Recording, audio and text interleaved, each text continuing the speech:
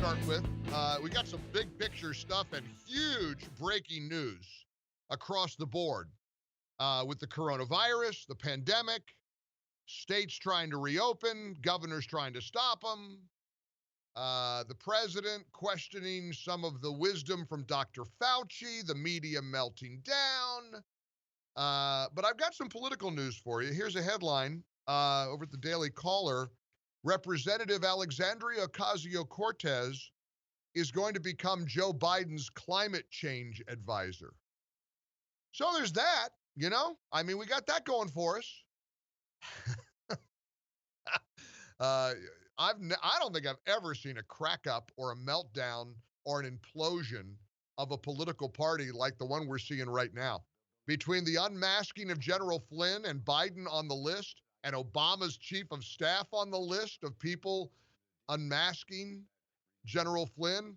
And I understand a lot of people don't know really what unmasking is. You can sum it up quickly. Our intelligence spies are constantly monitoring emails and phone calls between foreign governments and foreign officials, and sometimes an American citizen gets caught up in that surveillance. You got to have a court, you got to have FISA, you got to have that cleared.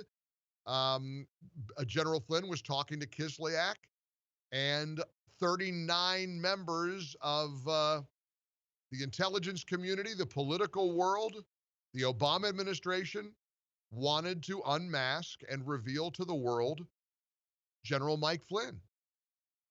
This was all part of, I mean, it's kind of breathtaking in its scope. We've always had a peaceful transition, presumably, between administrations, a peaceful, orderly transition. The Obama team wanted to take down Trump, and they thought Mike Flynn was the way to do it. They were afraid of Mike Flynn because he was going to upset the apple cart, so they targeted him. They set him up. They even wrote it down on a piece of paper. We get him to lie. We want to get him fired. We want to prosecute him. Really, if you read it, it's all there. I guarantee you, Democrats are hoping that Americans aren't going to, get into the weeds with them on all of this, and maybe you won't figure it out.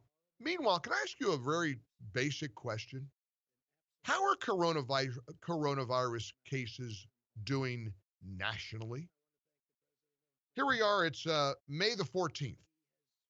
Americans, for the most part, are still very wary, very weary, cautiously awaiting some kind of curve flattening. Remember, all we heard about was the curve flattening, the flattening of the curve? Well, where is it? Where are we? Are things going down? Why isn't that the lead story? We got to start, prowling for information, material. My team today, where are we? Well, when asked by Reuters for comment on the curve, CDC referred questions to the White House coronavirus task force, according to Reuters. A White House representative did not respond to questions. I mean, it's like we knew all about the increases in hospitalizations, in infections, in exposures, in deaths. Now that it appears to be going down, why, you can't find any news about it. What about Georgia? A few weeks ago, Georgia reopened, and all hell was going to break loose, right? Georgia was going to be Armageddon. It's a human experiment of lives. Kemp was a monster. How dare you try to open? Well, let's see. Here's a headline. Georgia reopened so far has seen no noticeable change in daily new coronavirus cases. Johns Hopkins reporting that Georgia has not seen a spike that many predicted. Georgia appears to have passed a peak. The peak in Georgia's 7-day moving average now falls outside the 14-day window during which new cases may not yet be reported. Remember, Georgia began its reopening on Friday, April 24th. Even President Trump was nervous about it. He disagreed.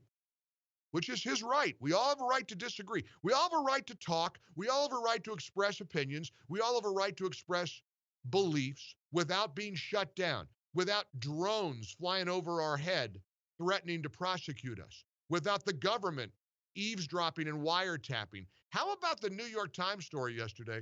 I almost fell off the couch. I was on my computer reading a New York Times analysis of the movement of people based on their analysis of cell phone data. Will you please let that sink in for 30 seconds? The New York Times is monitoring Americans' movement using cell phone data. Now, I get it. Cell phone data is widely accessible. Even GPS systems use it if there's traffic, because I never understood this until a few years ago. There's traffic ahead of you, and you're following, a route on your GPS. I used to say, pardon my vernacular, how do it know? How does it know that there's traffic 2 miles ahead of me? Well, apparently GPS systems analyze the movement of cell phone data. And when cell phone data, people in cell phones are backed up on a road, I guess that's how they do it. I still don't quite know. But that's what I was told when I asked a few years ago. So now the New York Times is analyzing said cell phone data to determine where people are going in America. Movement. Our movement is being tracked by the New York Times. Now, I don't know. Do I sound like a crazy conspiracy theorist? Maybe. I don't know. I'm just a guy on the radio asking these questions and trying to get through it all with you. Meanwhile, I know that in California, remember that that very contentious congressional seat that opened up when the lady was involved in a big scandal and she stepped down? It was at Katie Hill. How about that? A Republican won. It's the first time in decades that the Republicans have flipped a Democrat-held seat in California. It's the first time it happened since 1998. Even the New York Times has to begrudgingly admit that Mike Garcia's win in the special election is a significant win in an election that was primarily conducted by mail and reflected the country's bitter partisan mood. They were all in for Christy Smith, the Democrat. She's a state assemblywoman. Everybody, Biden, they were all campaigning for her. They all were all in for her. The Republican won. In rural northern Wisconsin, another Republican won, Tom Tiffany, handily beat the Democrat in the state's 7th congressional district race. Now, of course, the Democrats are saying, "Oh, we've got a blue wave coming." How about CNN's poll? CNN's own poll shows Trump leading in all the battleground states right now. Now, I don't know about polls. I have no idea. I don't know. At this point, I'm like you. I don't know what to believe, what not to believe.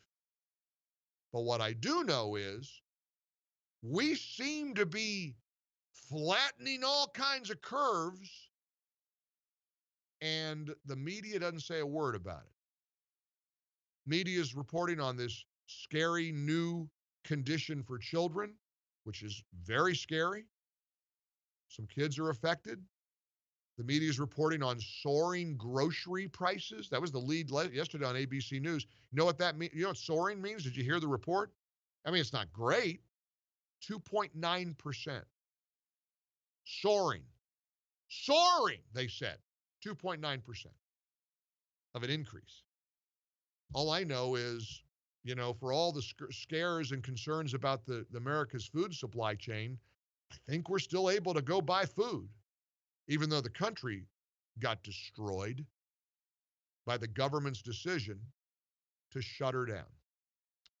That's where we seem to be here on a Thursday, May 14th, 2020. I want to welcome you in. Got a lot of questions. We got a lot of answers about this unmasking thing, and we're going to break that open for you because Obamagate just got a lot worse for a lot worse for a lot of people. Our number for you to join us, because I love to get your voice, in on all of this. 1-800-655-MIKE in the ReliefFactor.com studios. 800-655-6453.